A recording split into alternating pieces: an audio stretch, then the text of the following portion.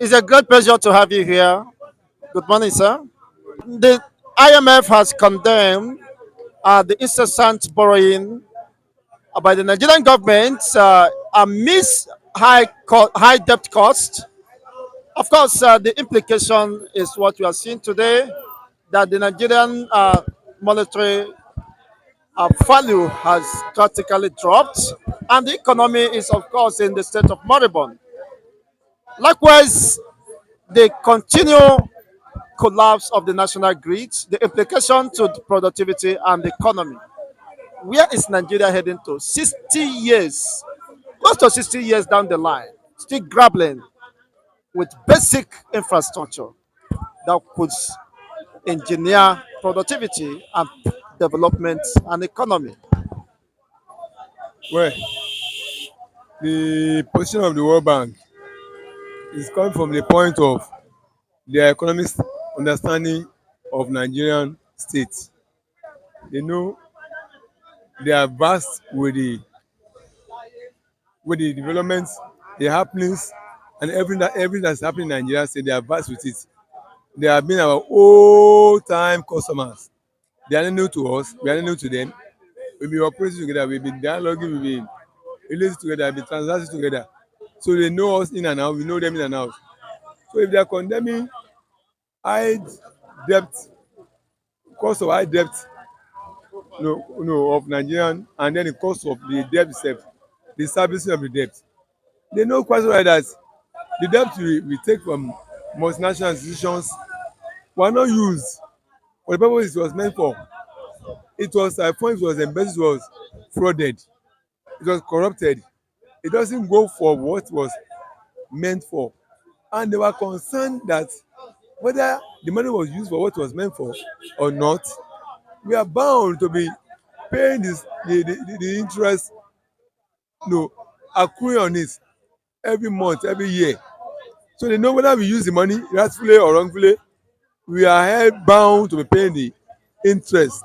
So it is that interest, it is the cost of paying the interest they examine in relation to the principal of the loan that was borrowed, and what it was put into. And having consider these three things, they came to the conclusion that it's of no use, it's of wastage, Nigeria borrowing. One, the money when it was borrowed, it was not used for proper purpose it was meant for. It was stolen, it was frauded, it was corrupted, it didn't produce the results it is meant to have. And so therefore, when now, if you examine this, you know that borrowing is a waste. So that's why they are telling us that because our management of the loan, which is embedded in corruption, fraud, wastage, so it's a sane decision by World Bank to say that our borrowing is out of sense. So they are in right sense to have said that our borrowing does not meet up with the intention it was meant for, because our corrupt process of management of that loan. That's so they are right in that sense.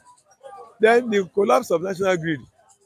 Well, you know, any system that centralizes everything, that bring everything at the center, that puts every control, everything at the mercy of the center, control structure. That's what you will get. Supposing the grid is localized, if southeast has supposing southeast have their own grid, southwest, northeast, north central, they will be able to manage the something their grid, because it was centralized and it was being manipulated for this by this central structure system of orientation. Everything must be centralized in a lopsided arrangement. That's what we get. Some madmen will just get up and go and analyze this. We have to knowing that when they do that, they will hold the whole country in ransom. But it was state owned, local government owned, regionally owned. We will not expect anything like national grid. What do you mean by national grid? What do you mean by national grid? It's stupidity of arrangement. Why must you put the whole structure of electricity supply, generation, transmission, and distribution into a central location. Why was it not decentralized? Let's even each region, each state have its own grid controlled by it. It will be better protected and managed. But because it's centrally located, that's why you look at Delhi today. The whole northern region is, destroyed because of collapse of national grid. Why must it be so? Why don't we decentralize everything to state level, local government level, regional level, so that everywhere will be able to have access to its own resources? So the collapse of national grid is owing to centralization policy of which this country it is, and it will continue to be so. One man will just get mad and go and destroy it, knowing fully that when he does so, the whole nation will be put in black, in black, in darkness. So that's the cause of it of national grid. Let's decentralize this so that every region, every state can have it. After all, they have signed the law that decentralizes electricity now. That can generate your electricity, you can transmit it, you can distribute it. So the faster they decentralize this, the faster they make use of that law, the better it is. That's my uh, my position on the issue of national grid collapse. Now, what is your assessment on this administration, their commitment to development and the well-being of Nigerians? As Nigerians still wallowing in abject poverty, hike in food commodities, and of course, it's becoming out of reach to an average Nigerian. How can Nigerians survive this unfortunate experience? It does not become out of reach because Nigeria has never reacted to it. When we come out of reach, Nigeria will react to it. At the point the economy is Nigeria coming out forcefully to react to it, that's when it become out of reach. Presently, it is not out of reach. Nigeria is still adjusting. Nigeria is starting their best. So as long as Nigeria can start their best, it's not out of reach. When the thing get to out of reach of Nigerians, they will naturally come out and resist it. So there's nothing like out of reach of Nigerians. That's adjust their best, starting their best, coping with it, surviving out of it. When you get to that point where it's out of it's out of their reach, they will come out and resist. So uh, that's what I say about it. Don't you think that their voice has been silenced or swallowed? Nigerians has lost their voice. Not that it is not affecting them, they can't come out to speak. But when you come out to speak, you might risk your life. Nigeria has not been silenced. Their voice has not been silenced. No. When you push a goat to the wall, it will turn back and fight you. Nigeria has not been silenced. They can still adjust. They can still cope with it.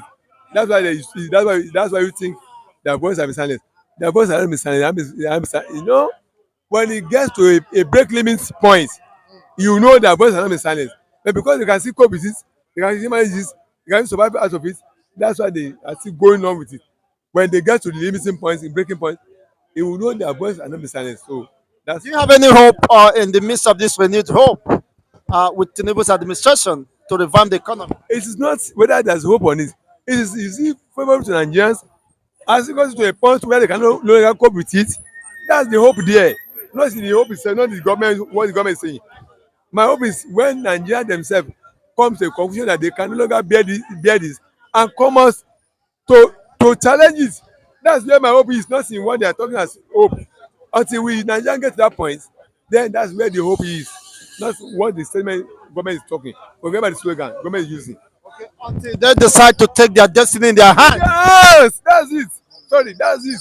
Until we get to that point, until they are able to come out and do that, that's when they know. That's where the hope is. That's where the hope lies.